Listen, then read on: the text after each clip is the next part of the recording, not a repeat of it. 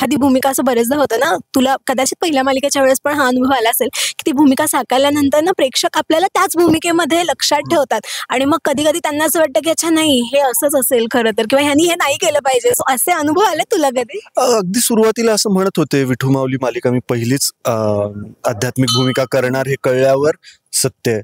मला खूप जणांनी असं सांगितलं की अरे तुझ्यावर जर एक टॅग लागला तर, आणि ते अर्थात महाराष्ट्राचं आराध्य दैवत साकारतोयस ते जर जुळून आलं आणि सगळ्यांना आवडलं तर तुला दुसऱ्या रोलमध्ये परत ऍक्सेप्ट करणार नाही. पण कट्टू मी इतका वेगळा दिसलो दाढी मिशी वाढवून, आणि इंद्रा म्हणून जेव्हा मी मन उडू उडू झालं मालिकेतून आलो सगळ्यांसमोर, तर एक नवा मुलगा आला अशी एक फिलिंग सगळ्यांना आली. सो ते जरी खरं असलं की कुठेतरी टॅग लावला जाऊ शकतो, पण मला असं वाटतं परमेश्वराची कृपा जर असेल तुमच्यावर तर असे कुठलेही टॅग सहज पुसून निघतात. सो तशी कृपा आताही असावी अशी माझी इच्छा आहेच, पण प्रेम नक्कीच मिळावं ह्या भूमिकेला पण अशी इच्छा आहेच.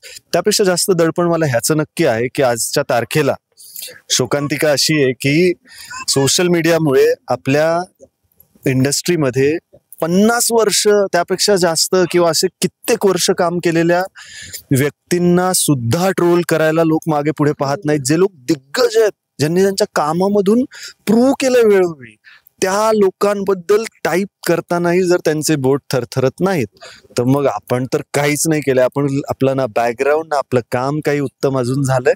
त्यामध्ये इतकी मोठी भूमिका अचानक जर वाट्याला आली तर ही परमेश्वराची कृपा झालेली आहेच, बट त्यामध्ये आपली कुवत नसल्यामुळे आपण काहीतरी चुकीचं जर बोलून गेलो किंवा कुठेतरी अपशब्द निघाला आणि मग लोकांचं काय रिॲक्शन येईल याची भीती वाटते. सो मला खरं तर ह्या प्रोसेसची जास्त भीती वाटते ऍक्च्युअल शूटिंगच्या, पण सुदैवाने तिथलं काम बरं झालंय असं मला वाटतंय. सो प्रेक्षकांनी त्याला प्रेम द्यावं.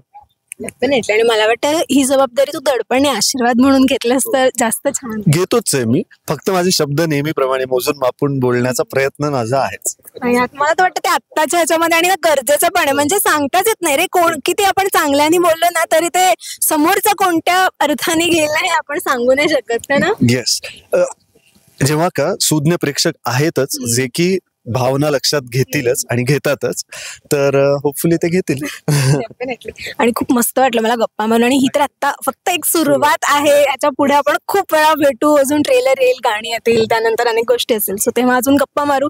तेव्हा मला वाटतं तुझ्याकडे सांगायला अजून खूप गोष्टी असतील आणि मला विचारायला असतील. आता तर खूप सांगू नाही शकणार आहे कारण. Yes, thank you so much. Thank you so much आणि खूप खूप शुभेच्छा. थँक्यू. रसिका हो, कलाकृती मीडिया म्हणजे मनोरंजनाची लयलूट.